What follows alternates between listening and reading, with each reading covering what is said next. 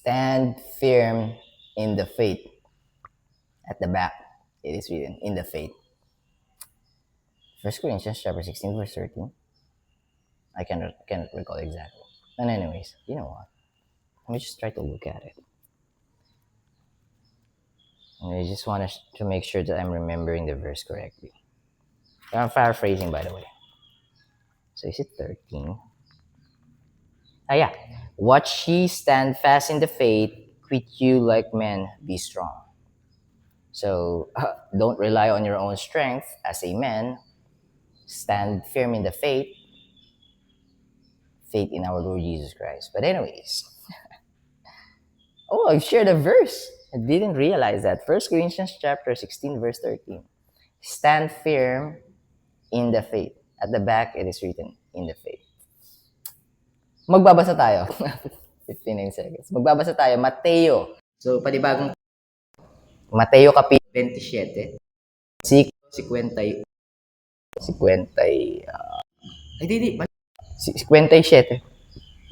57 hanggang 61.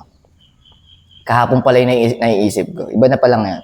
So, ang title, ang paglilibing kay Jesus. Burial of our Lord Jesus Christ. Our Lord Jesus Christ being buried. 57, merong parallel verses first. Mark chapter 15, verse 42 to 47. Luke chapter 23, verse 50 to 56. John chapter 19, verse 38 to 42. Now, itong title na to covered niya hanggang 61. 61. So, at least dito sa ASD na version. Yung title naman na yun, dun lang sa mga version na yun. Sa original manuscript, wala siyang title. Actually, sa original manuscript, walang verses. So, yung mga verses na to, na-add na lang to para for ease of reading, para mas madali nating mabasa at madali nating ma-quote, maalala kung saan nakasulat. Madali nating mahanap. Alright, verse 57 po tayo.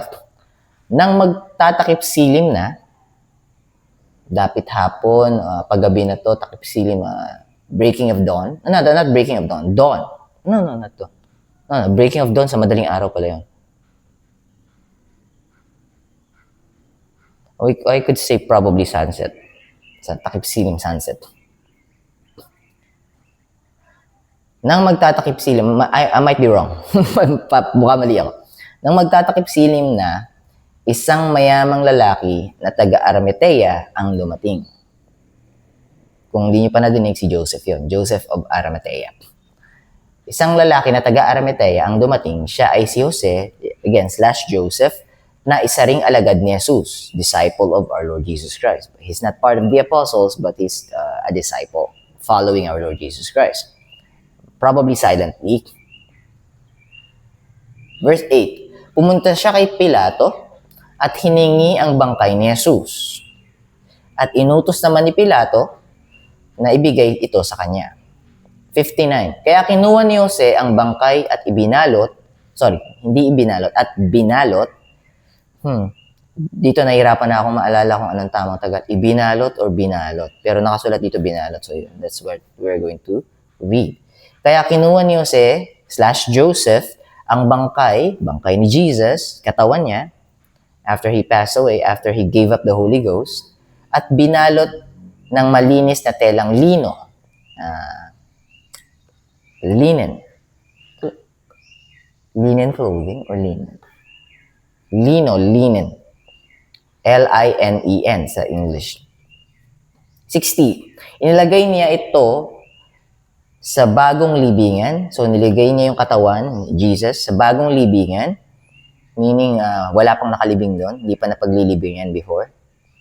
Inilagay niya ito, verse 60, inilagay niya ito sa bagong libingan, hinukay sa libingang, may G pala, may NG pala sa huli. Sa bagong libingang hinukay sa gilid ng burol na ipinagawa niya para sana sa sarili.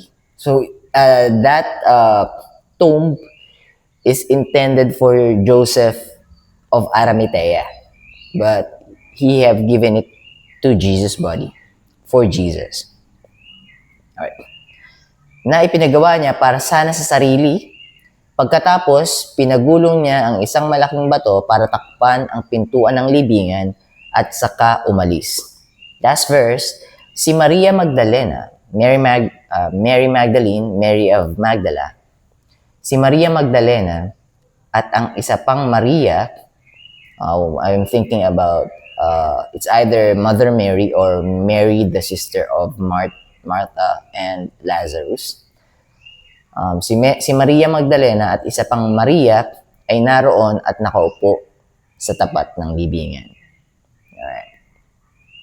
Now, that's our Bible reading for today. Napaka-importante ng part role ni Joseph of Arimathea, because if I'm not mistaken, that one is also prophesied. The Messiah will be buried on a rich man's tomb or property, something like that. And if I'm not mistaken, this is a prophecy fulfilled as well. So napaka-importante nito, ng part na to. So yeah, that's our Bible reading for today, and this is a cliffhanger for the next verses to come. Kasi sinasabi na rito si Maria Magdalena at yung isa pang Maria ay naroon at nakaupo sa tapat ng libingan because something will happen. In that kind of situation where Mary Magdalene and Mary are in right now or are at right now on this time frame or timeline.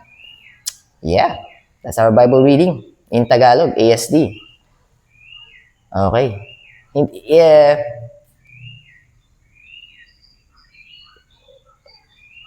Service level message. I-stretch ko kung mag-iisip ako ngayon ng ano. Wala nagsising deeper revelation. So, I'm just gonna take it as it is. And that's the only deeper meaning na nakikita ko, yung fulfillment of prophecy. And part of the story and history of our Lord Jesus Christ. Yeah. Di ko na i-stretch. God bless you guys. Keep safe. I'll be seeing you tomorrow. Bye for now.